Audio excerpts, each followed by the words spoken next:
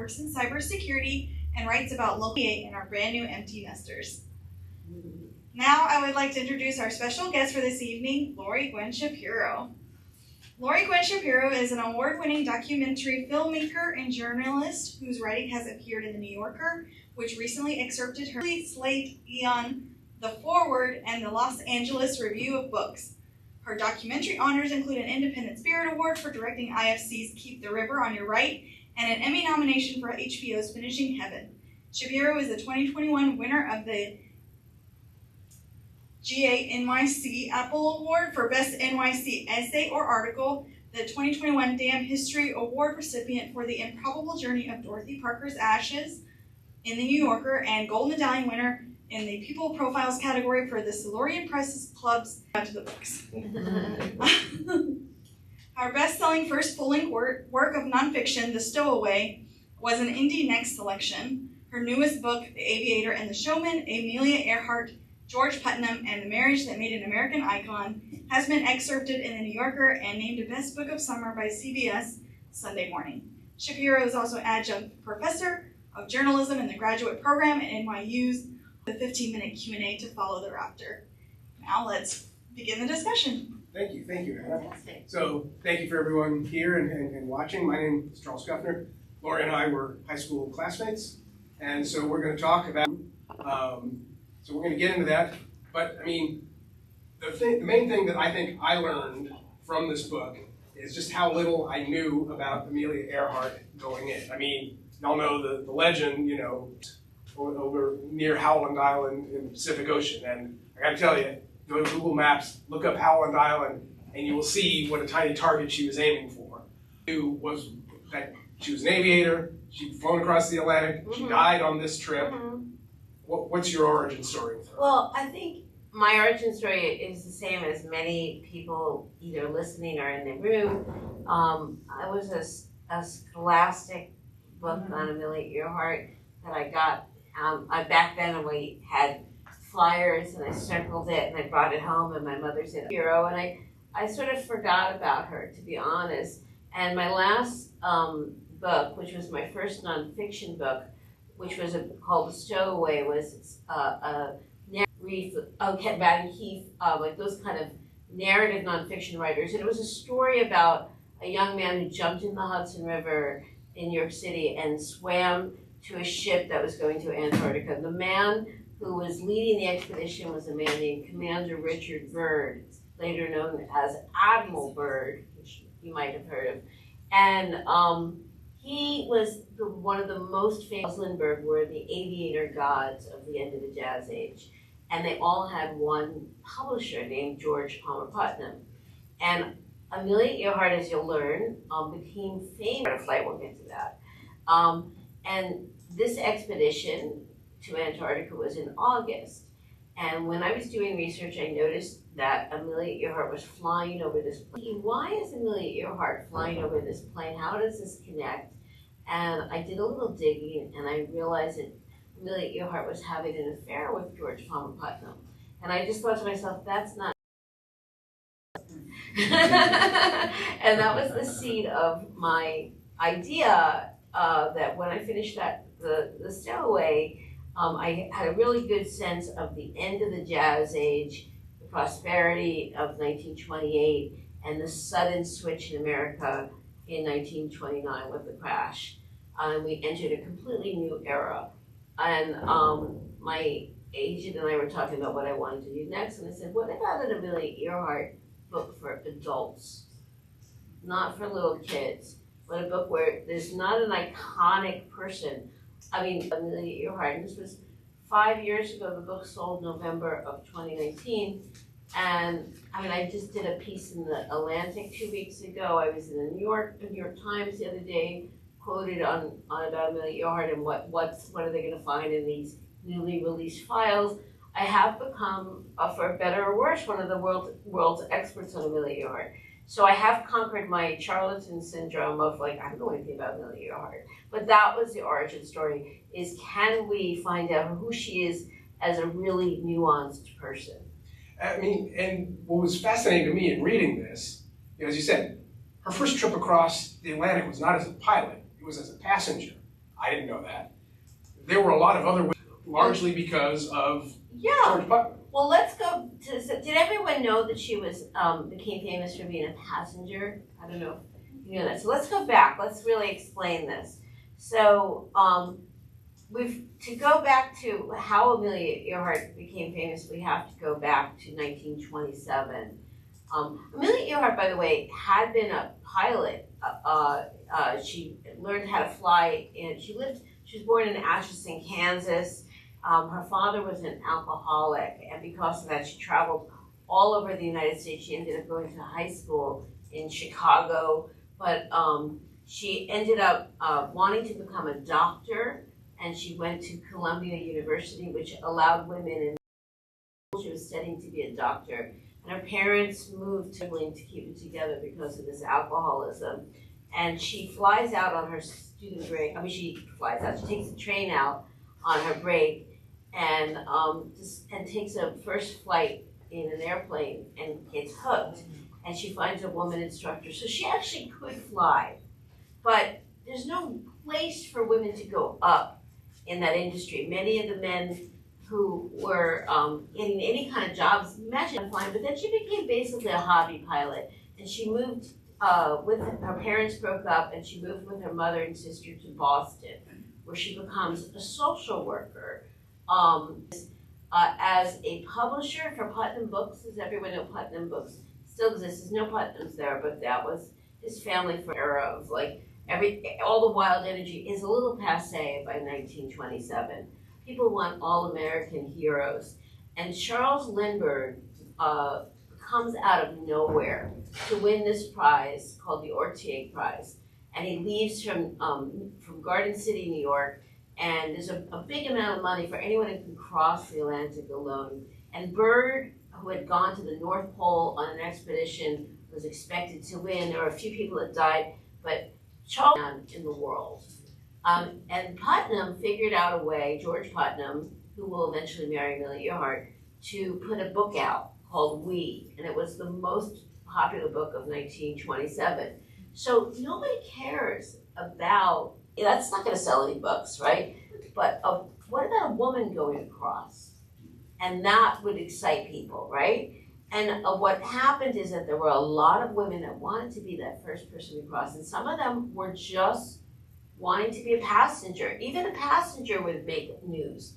And some of the people that were wanting to do this were wealthy women who kind of missed the wealthiest woman in the world. Phipps, if anyone has ever heard of Phipps Steele, she was the steel heiress, and she wanted to be a passenger on a flight. Byrd had switched a plane. She found out that she was going to lease the plane and hire her own pilot, and her kids flipped out on her and said, "Mom, you're not going across the Atlantic. You're crazy." I mean, imagine your mom, you're a middle-aged mom in a crisis. I've got to count. If I can get someone as a passenger, I'll have the inside track as another best-selling book.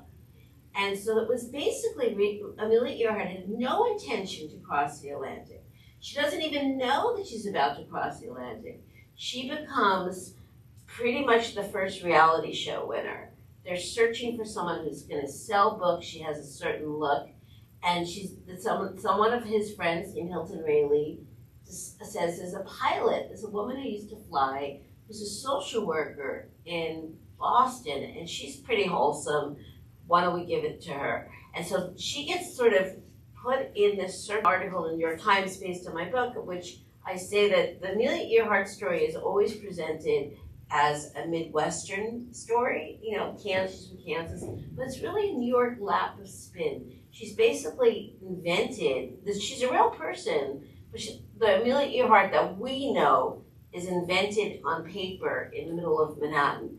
And guess what? She goes across the Atlantic, and then there's another woman, as you said, is almost going to make it named Mabel Bull. There's a little bit of a twist in this. George Putnam is a married man. He is married to the Crayola crayon heiress, Dorothy Vinnie Putnam. This is juicy. This is not in this Scholastic book either. And this is a book, as I say to people, this is not a book for kids. This is a book for you. And this is a book for your friends to read. Adults are besotted with her. and he begins an affair with her. And so my book really starts with an affair. And remember, his wife is having this is the jazz age at the beginning of the book, 1928. The stock market crash has not happened yet. Everyone's having fun. The wife is having her own affair. I mean, but the world will change. Anyone who's lived through a financial crisis in America knows, or like the pandemic, that when the crisis happens, a world can change on a dime, and that's exactly what happened. Amelia Earhart becomes famous in 1928. George Putnam becomes her manager, her secret lover. He's still married. She's touring, and now he's trying to present her as the queen of the world's best flyer, and she would never be a very good flyer. She was not a bad flyer, but she was a good person, and she was an incredible feminist, and she would be an incredible leader and open up doors for many women and use her influence for good and to promote aviation. But from the very get-go, she was promoted above her flying ability, which sounds crazy, but crazy. It's not. And I mean, throughout the book, she completed this flight in 1928, and her fatal voyage was in, 1937? 1937. So in between, she did later fly across the Atlantic. Set number of records. She flew from Hawaii to California. She did do a number of things. But she resents the fact when she comes back in 1928, they've crossed over to Wales. When she comes back, she thinks she's done nothing at all. She's just been a passenger. She thought she was going to maybe have a little turn at the,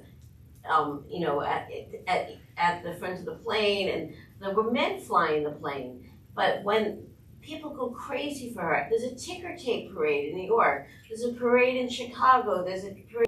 Rise and show people that she can do this and that she will fly across the Atlantic by herself. And the truth of the matter is that we'll get to it eventually, but she will do this. In 1932, she will fly across the Atlantic by herself. She doesn't go to where she's supposed to go because she's not the best pilot, but she is the second person, man or woman, to cross the Atlantic alone. So what I just want to say before anyone asks about this, obviously to make it across the Atlantic alone, to fly from, across to Mexico or to Hawaii, she's not a terrible pilot. That's not what I'm saying. I'm saying is that she's not as skilled as she's supposed to be, and she's taking unbelievable risks that come. And eventually, when they become a team as a married couple, that recklessness is going to kill her. And in between all of this, she's writing for a journalist. I write for the Times, I write for the Atlantic, I'm a journalism professor, I write books, I teach fact-checking. And I started to fact-check a lot of these things that we all take for granted. If you read it in a biography, you think, oh, that's got to be true.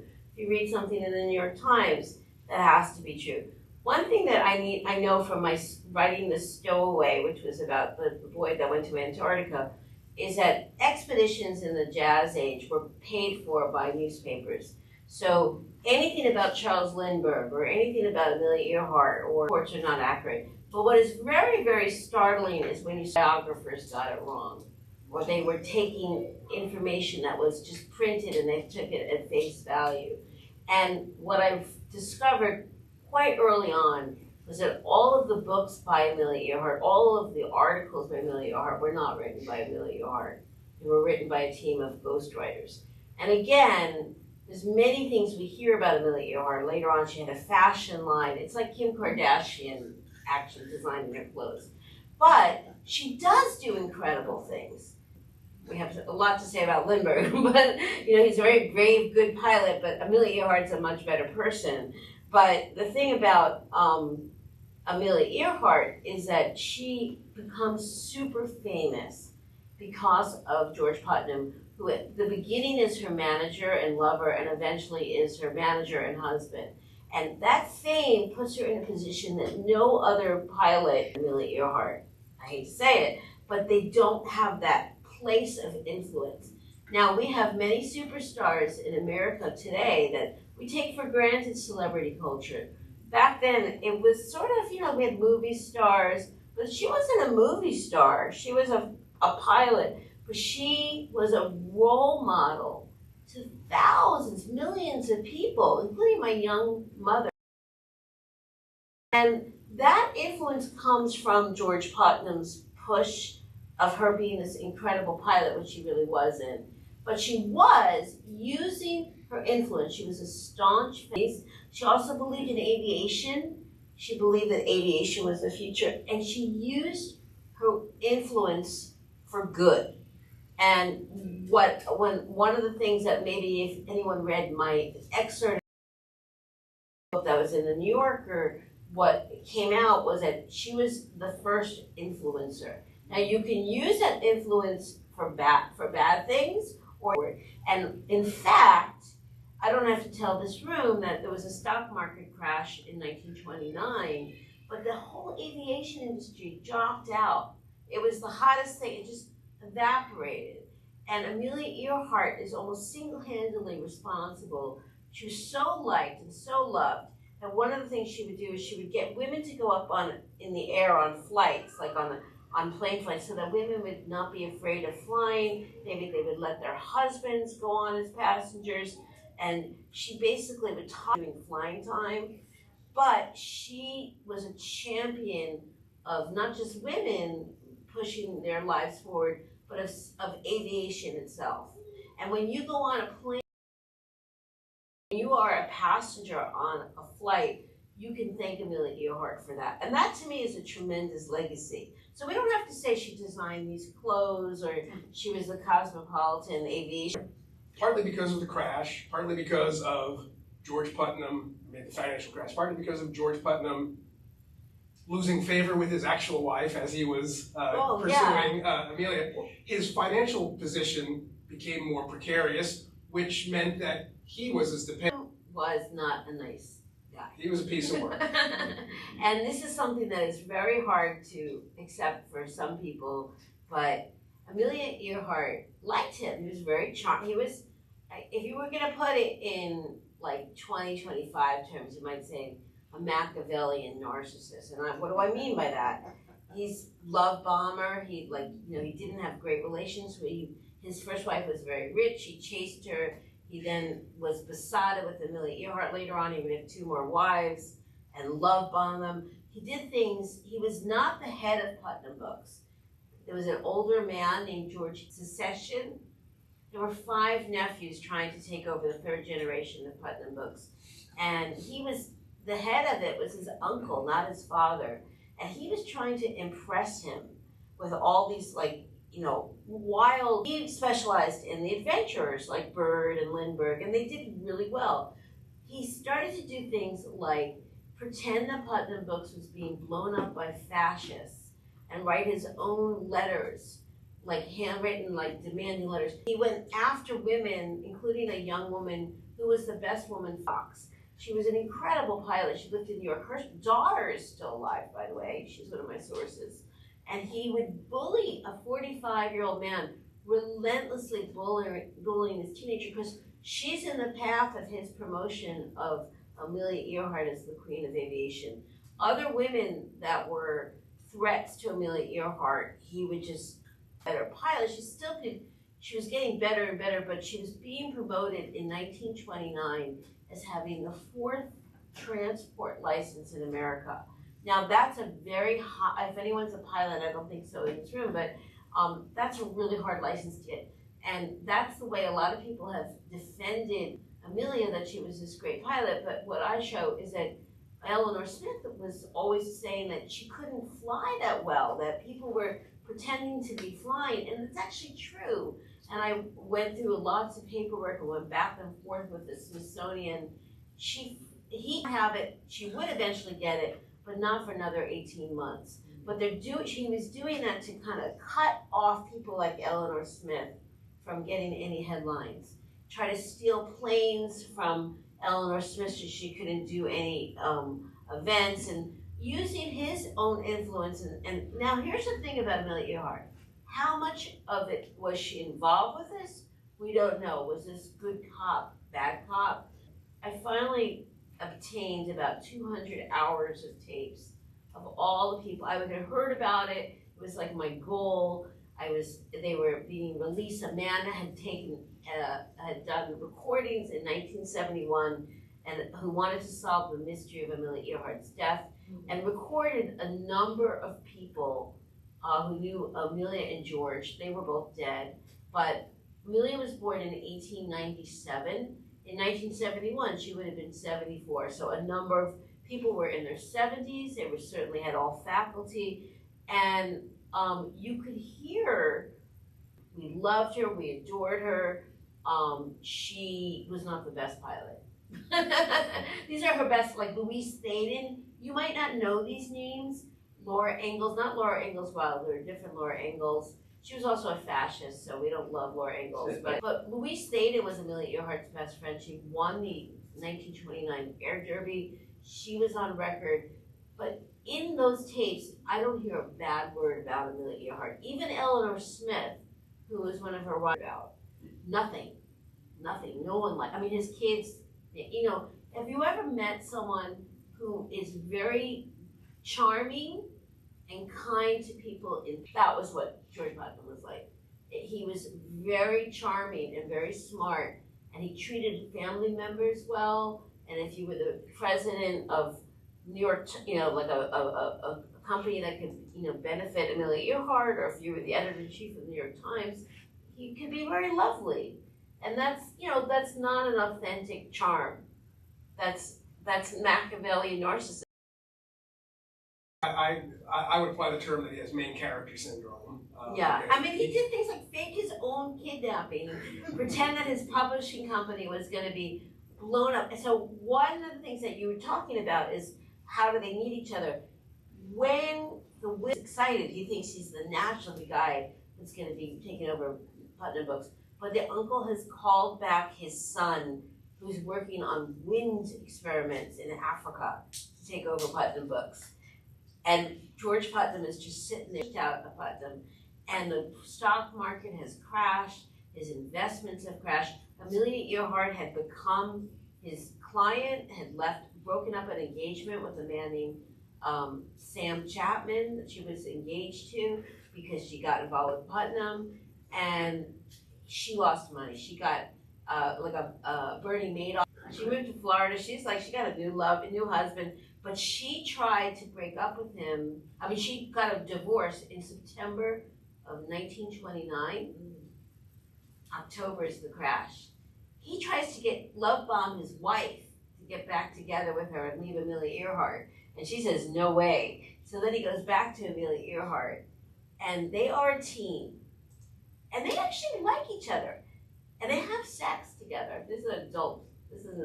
You know, this is a real relationship, but it starts out as like a passionate relationship, and it becomes a different kind of relationship after the stock market crash. It becomes, and one of the things they develop is where she's going to do a stunt, and then she's going to lecture all year long, and maybe sell some books and some articles and get some deals. But you only have a certain amount of time that you're in the news on any stunt, and you have to do the next stunt. And some of the flights that she did are extraordinary, unbelievably brave, and unbelievably stupid. I mean, really. Like, it's like Evel Knievel. Does everyone know Evel Knievel? Like, he was incredible, and you survived, and she did. She kept making it. You start to believe your own ability to just kind of get through the worst of it. And that's going to catch up with her in 1937. Right. So this around the world flight, and it was her and her navigator, Fred Noonan. Does everyone know that Amelia Earhart was not alone when she disappeared in 1937? Yes. So we should say what the flight was. It was, I thought it was going to be east. Oh, no.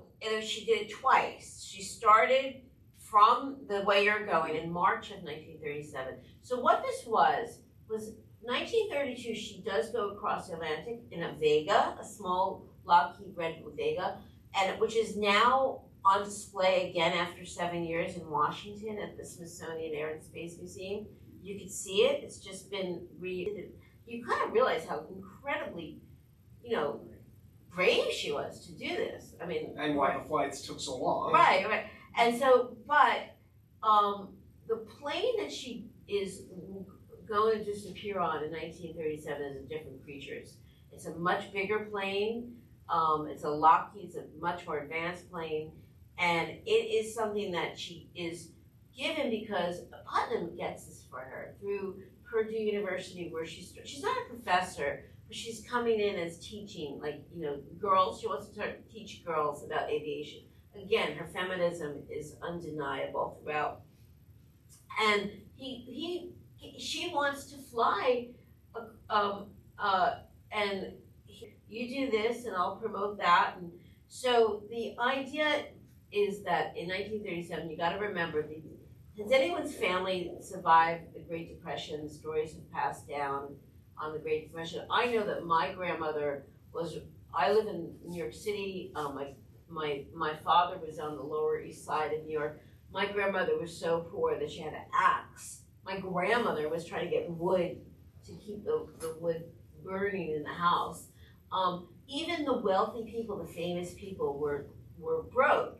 And Amelia Earhart and George Putnam, Amelia moves into the mansion that the Crayon heiress money. The Great Depression is getting worse and worse and worse. The very wealthy people were a little bit protected at the beginning. But by now, George Putnam is the vice president of the Explorers Club. He can't even afford his membership. He has to, I looked at the records there. I mean, they don't have any money. So what he's done is he's set up a round the world flight for his wife. It's not one flight. I mean, she's not flying around the world in one flight. It's a very leisurely equator as she possibly could. Very leisurely, and she wasn't going to be alone. She was going to do all the flying, but there was going to be a navigator in the plane with her. And in 1937, in March, there's a navigator named Harry Manning, who knew Morse code, who she had an affair with back in, that's another story. She had a lot of affairs. They're all about, you have to read it, it's juicy. She gets to be a woman in this book, and so Harry Manning is going to fly the way that you think that she's Atlantic, go across the African continent, fly, there's stops, there's like 35 stops. And eventually they're gonna come back.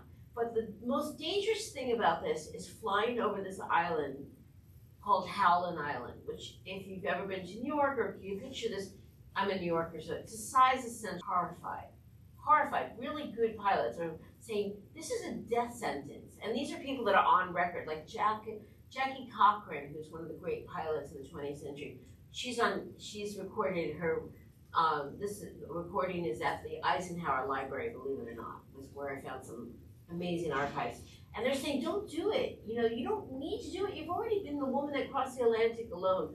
What George has done is he's set up about $3 million worth in modern money of deals. There's an NBC radio deal. She's going to have a book. So this is not a noble reason to go around the world. This is to get out of debt, and it is a retirement account, basically.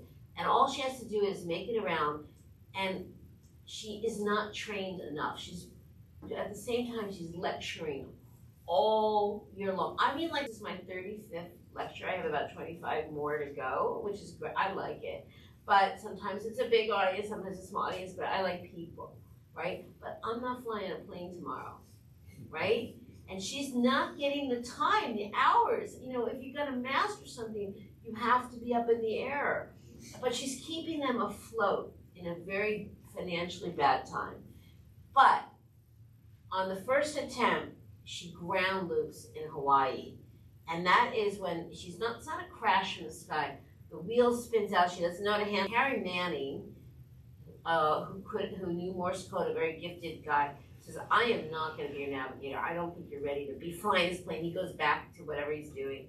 And she raises the money with George to go the other way around. She wants to wait a year, but wanted her to go the other way around the world to make the Christmas publishing deadlines. Right now we're coming right up until Christmas, and all of the books are on the bestseller list, and all the big books are out. that was what he wanted her book out for, to be a big Christmas gift. And the problem is, in the beginning, it was coming second and third. But what will happen with Amelia Earhart is that she will get very sick. She gets dysentery. They get a new navigator, Fred Noonan, who's a fantastic navigator. He does something called celestial navigation. He uses the sky. He worked for Pan Am, and he opened up a lot of the routes. But I'm going to be doing the Pan Am podcast soon, which is thousands of fans apparently. But he was fired from Pan Am. He came really cheaply. It was George's decision because he was that very first 1928 flight when she's a passenger. The pilot William Stultz is an alcoholic, and Amelia Earhart is throwing bottles of alcohol as she's going across as a passenger. She could have died very easily. And so what happens is that Fred Noonan is hired, and he starts drinking. Stretch. Papua New Guinea, right? So it's the last stretch is, has anyone think in the map? It's Lae, New Guinea, which is Australian mandated island. There were indigenous people there, but I'm married to an Australian. I mean, I say this with love and affection, but the Australians drink. All right, so if you're an alcoholic and you're landing in an Australian town that was built to extract gold from New Guinea, and there's planes going there, and he's hanging out with the other aviators, and they're drinking, they're Aussies. And how do I know this? Because the people that were drinking with him are on tape in these new tapes that I listened to that they were taken in 1971. The owner of the hotel, who was like 900 years old when she was interviewed, make sure he's not drinking, he's calling her, this again is not for kids, a skinny B 5-letter word, right? But they are not getting along. So I'm not making this up. This is documented. Again, my book was, this part of the book was on me 14 hours a day for 7 days. And when you say things like this, you got to deliver the receipts. And I'm giving them audio. Now, anyone that's listening to this presentation in the audience, certainly a wonderful option. Free. You can look at the book and start to know the names, and then go to the Smithsonian online Amelia Earhart project, and all of the tapes that I eventually was the first to listen to, which are now been recorded, are up. You can get it tonight. You can listen to the names. You can listen to these people talking about how drunk Fred Noonan, how Amelia Earhart did not bother to learn Morse code, even though she knew she was going with Fred Noonan, who also did not know Morse code. They took radio mistakes. They left trailing antennas behind. There's all sorts of mistakes. And I'm not saying that George Putnam killed Amelia Earhart. I am saying that Amelia Earhart and George Putnam killed Amelia Earhart. And one of the most disturbing things is there are recordings of people who were there at New Guinea, and there was a man named, even has a little downtown Chinatown in the middle of New Guinea in 1937.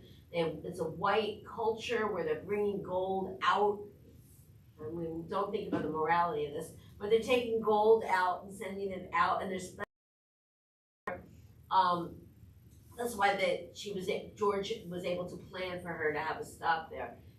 They're trying to, she is the day before she's getting on the plane, she's the radio operator. It's because she doesn't know Morse code, and because Fred Noonan doesn't know Morse code.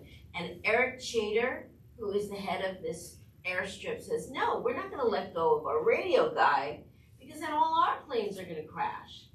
And so she gets on that plane knowing that, and I've been on the tour, one of the first stops was in Wisconsin. I don't know if anyone has heard of the Oshkosh fly-in.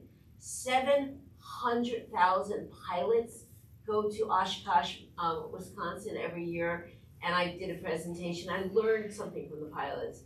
Many, many pilots die from a disease called get-home-itis. And you know, a lot of people going on a car ride, maybe they're drunk. They're just like, nothing's gonna happen to me, I just have to get home. Amelia Earhart is almost back at the end. She's gone through Africa, she's gone to Australia, she's gone through India, and she's almost there. And here's the thing, Fred again was sober, I think, when he got on the plane because she kept him, they did it the day before. But I don't know what their relations were like in the plane. We can't make it up. I'm a journalist, I don't make it up. But I listened to were the men who were, and these are audio tapes, this is not just looking at newspaper articles.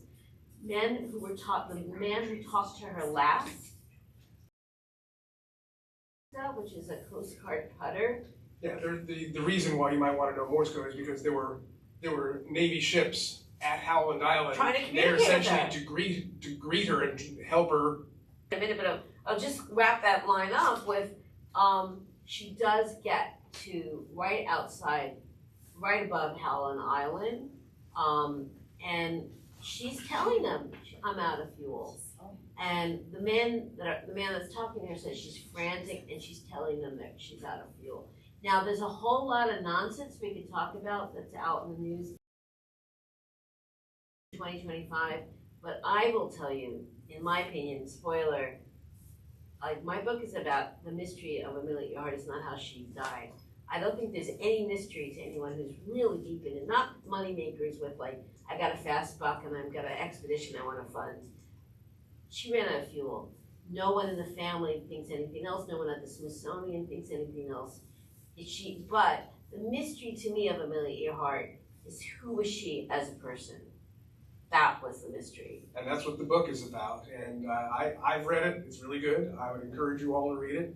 The modern corollaries with influencer culture. Absolutely. Because as you were unwinding this, all I could think was, you know, this is Kardashian, This is very much like that. This is all of those things. And so, you know, the lessons really, and we see it. We see influencers die. You know, when they're taking like about a cliff and they're taking a selfie and they fall over the cliff. Yeah. You know, it's like it's absolutely astonishing to me that basically, you know, 90 years ago, the same thing was happening. As much as anything, because they were projecting an image of her, and you think of like, you know, influencers who show you their lifestyle and all that, and you know how much of it is being staged for the camera, right? What's going on behind the camera is different than what they're presenting to you, and that was the impression I got of Amelia and George. They were presenting her as one thing and him as one thing, and that wasn't really the reality. Yeah, there is an Amelia Earhart that we know, and here's something I really think is important for people to know.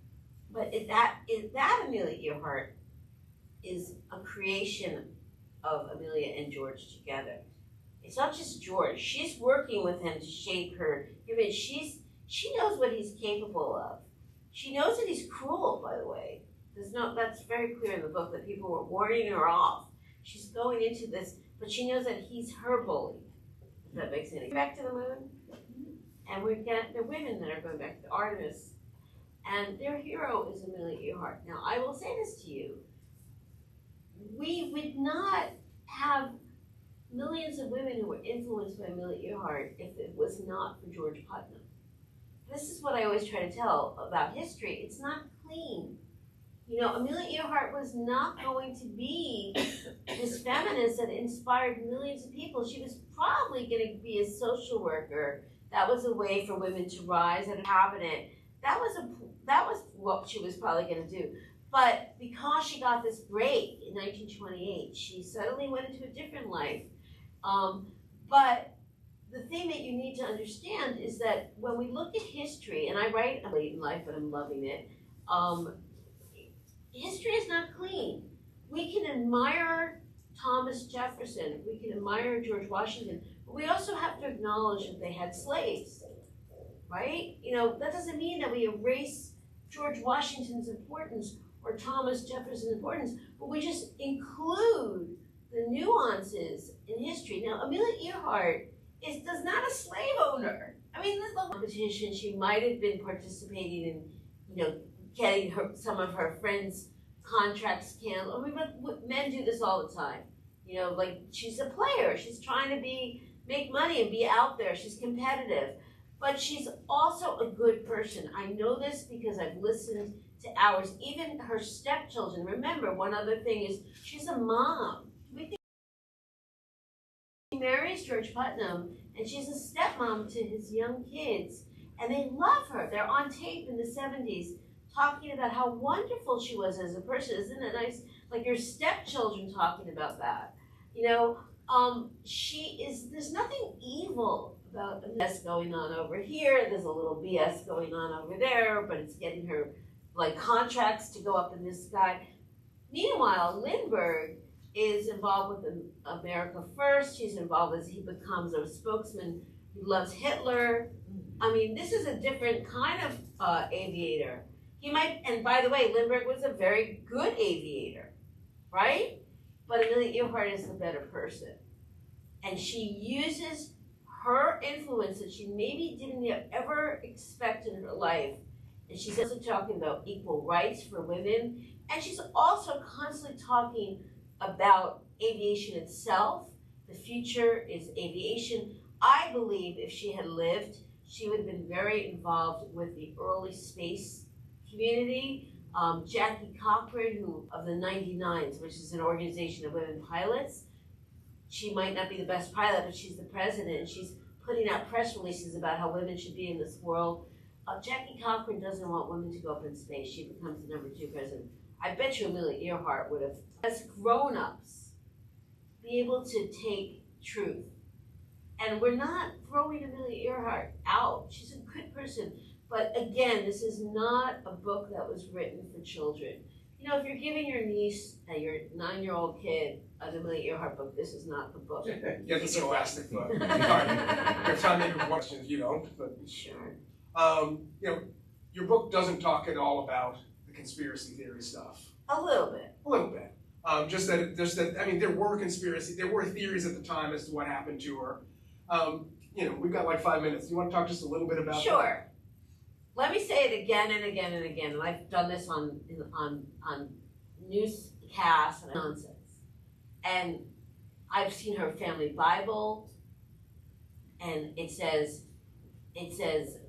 where she died. The heads of the Smithsonian know that there's Coast Guard records where she's talking about fuel. There's a lot of money to be made on conspiracy. There's a lot of money to be made on not-for-profit foundations where you know about Amelia Earhart. In 1937, nobody thought anything but the Japanese were helping to find Amelia Earhart. In 1941, her death becomes very, very useful as wartime propaganda. There is a movie called Flight for Freedom, which stars Rosalind Russell, which is basically seen by 1 million soldiers who hate the Japanese because there was a bombing at Pearl Harbor, and say that Amelia Earhart was taken by the Japanese, right? There's no there. What there is that she ran out of fuel. Now, where do I personally think? I mean, I haven't found the plane, but there is an organization. I think there are a number of teams that, are everybody listening up here. There's no plane over there. You're gonna see that there's no plane over there. What I do think the plane exists. I do think it's very, very deep in the Pacific Ocean. The Pacific it's the deepest part of the Pacific.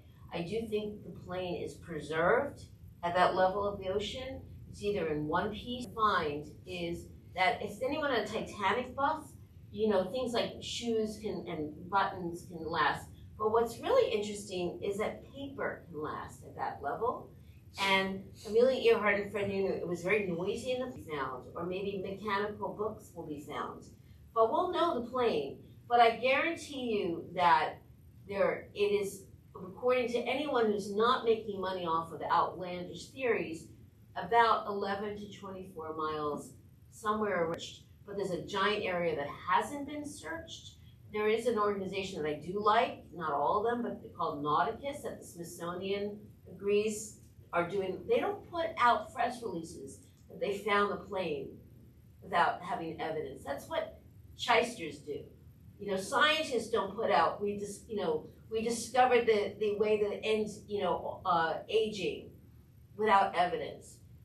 That didn't find it, but they still got money. All right. They still got on NBC. Ma'am, did you have a question? I do. Okay, so you have a navigator and a flight plan, is that right? Sorry? A navigator with a flight plan, is that right? Yeah, he's a celestial navigator. Okay. So this whole issue of running out of gas, whose fault is that? Well, there was the plane, you could see the plane, there's footage of the plane taking off, basically load with fuel. He has left things like smoke bomb behind. He wasn't, you could see him jump on the plane. He doesn't look drunk, right? It's like a day after. She took him on a ride. I have audio of him, people that said she took him on people can hold, like how recovered he is, I don't know. But the fault is really in the choice of how do you hire George Putnam's decision, and Amelia Earhart went along with it. How do you have a plane crew with nobody that knows Morse code? How do you do that? Now, he was an incredible navigator. He worked for Pan Am, but on Pan Am, he wasn't the guy doing the radio code. He was the guy navigating. There was a whole crew. It was only Amelia Earhart and Fred Noonan. So the decisions, who's responsible for the whole flight plan is George Putnam. Our own coach is a man named Paul Mance. He says, you're not ready to go. And George Putnam says, but we have to make those Christmas publishing deadlines. You have to go, right? And Amelia goes. She could have said no as well. So it's a very complicated, it's complicated. And then they almost made it. There's audio of the man saying that her voice was so close there was a Coast Guard, but she's so close, and she's saying, like, we can't hear you, we're on you. They open up the window, he sticks his head out to look for the plane. That's how close the voice was. He's a master radio operator. He knows when someone's close. They almost made it, and if she had made it, we wouldn't even be having it. I think I'm getting the signal that we need to wrap up. I want to thank you all for tuning in. Thank you for attending. I hope you all enjoyed it. And like I said, read the book. You'll get a lot out of it. Thank you.